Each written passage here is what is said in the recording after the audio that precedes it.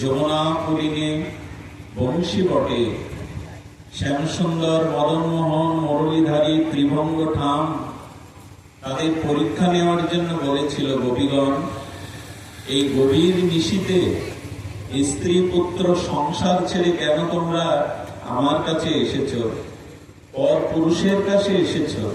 ফিরে যাও, ধর্ম রক্ষা করো। নারীদের জীবনে পতিব্রতা ধর্মই হলো শ্রেষ্ঠ ধর্ম। কথাগুলি খুব ধ্যান দিয়ে শোনো।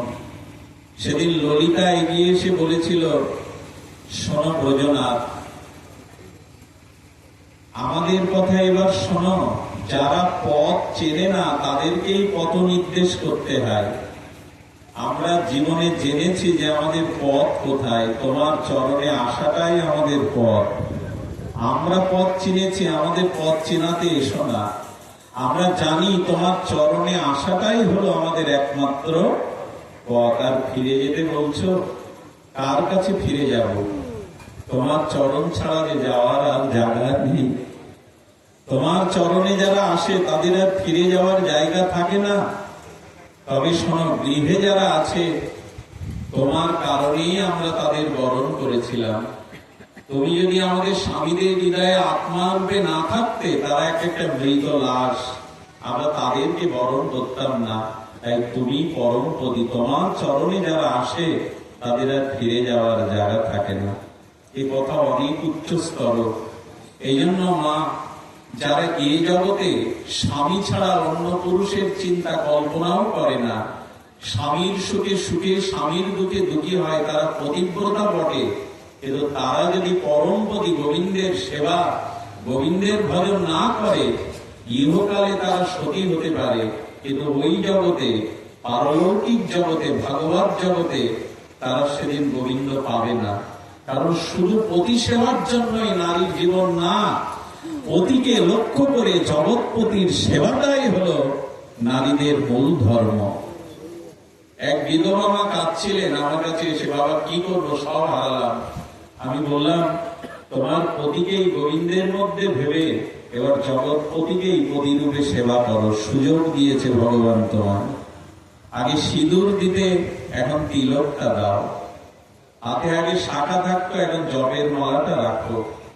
কৃষ্ণকেই পতিরূপে ভালোবাসো। শুধুজন, মীরাবাই তো এই যুগেই না, মীরাবাই তো এই যুগেরই রাজকন্যা। রাজ রানী হয়ে ভিখারিনী মীরা শেষ পর্যন্ত দ্বারকানাথ তাকে নিজের মধ্যে মিশিয়ে নিলেন, মীরাকে চিরদিনের মতো নিজের করে নিলেন। ভাবা যায় এই কলিযুগে। এই জন্য ভগবানকে পতিরূপে যে সেবা, অনুরাগ, সেটাই এই তুলসী বন্দনা দীনকৃষ্ণ দাস বলছেন।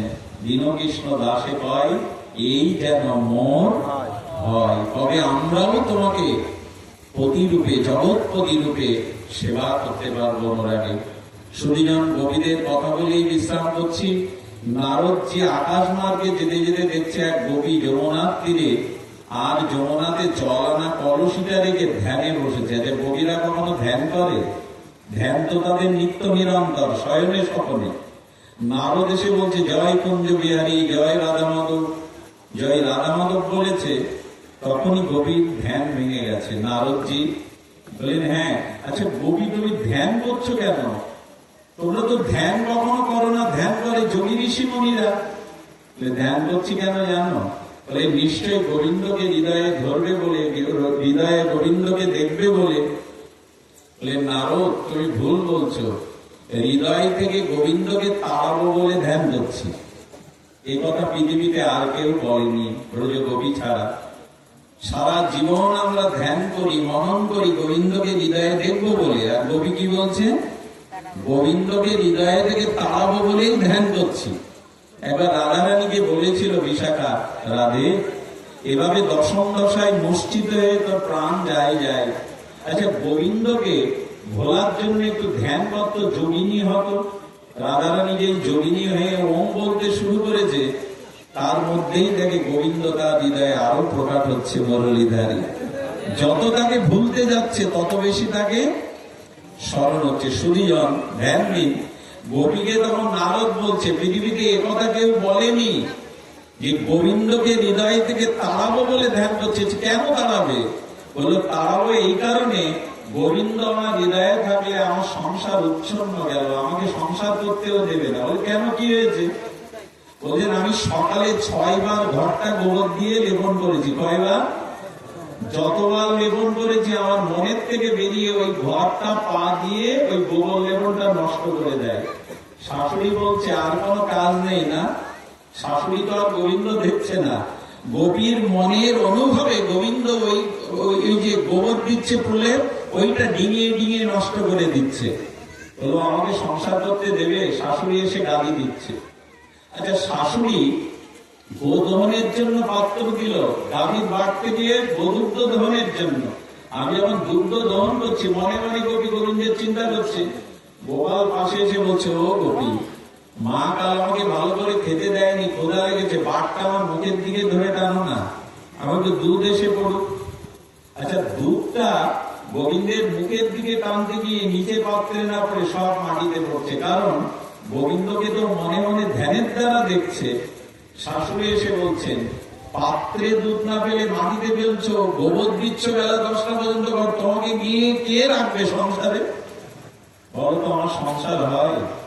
আমি রান্না করতে বসেছি আর গোবিন্দ যেন আমার কানে মুরলীর ধ্বনি বাজাচ্ছেন, সেই মুরলীর ধ্বনি শুনে আমি জ্বলন্ত কাঠের উপরে, কড়াইতে জল না দিয়ে গরম জ্বলন্ত কাঠের উপরে জল দিয়েছি। বলো তো আমার সংসার হবে? তাই গোবিন্দকে তাড়াতে চাইছি, ও মন থেকে চলে না গেলে আমার সংসার উচ্ছন্ন যাবে। নারদ বলছে, বলি হারি গোপী তোমাদের ধন্য তোমরা, যাকে যুগ যুগান্তর ধ্যানে তপস্যার দ্বারা হৃদয়ে পাওয়া যায় না, তাকে তাড়াবে বলে ধ্যান করছো। রাধারানীর শেষ উক্তি, পরম উক্তি এটা।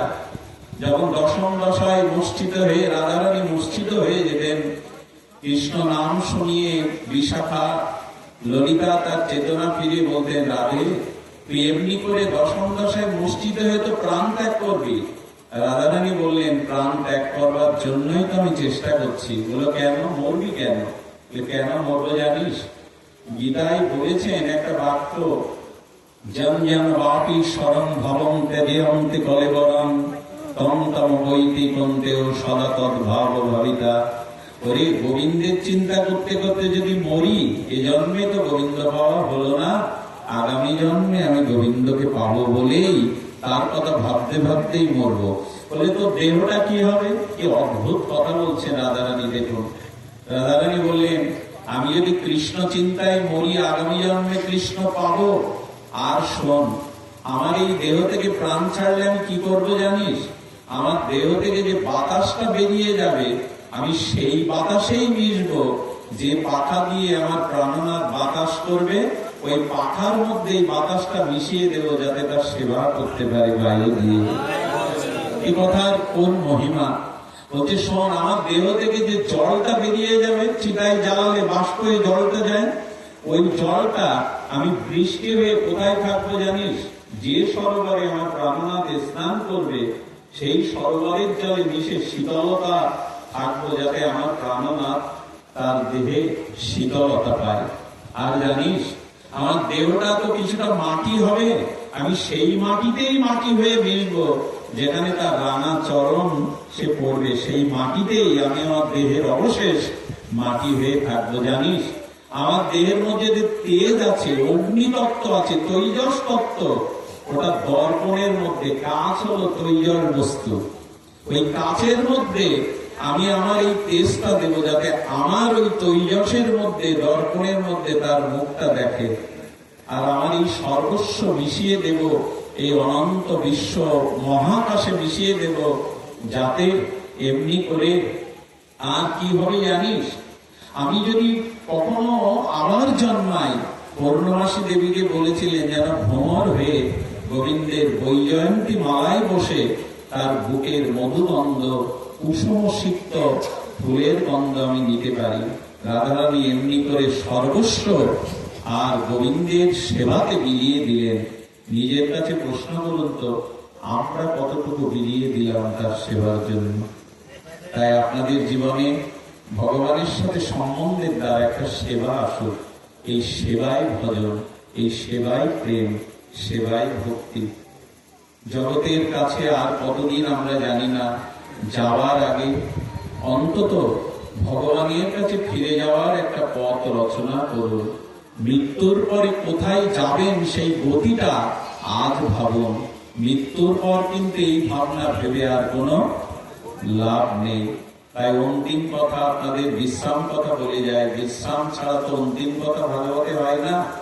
মৃত্যুর পরে শ্মশানের চিতার দিকে ফিরিয়ে সবাই বাড়ি ফিরে আসবে আর বলবে ওদিকে আর কেউ তাকিও না। চিতায় পোড়ানোর পরে কলসি ভেঙে দিয়ে বলে ওদিকে আর কেউ ফিরে তাকিও না।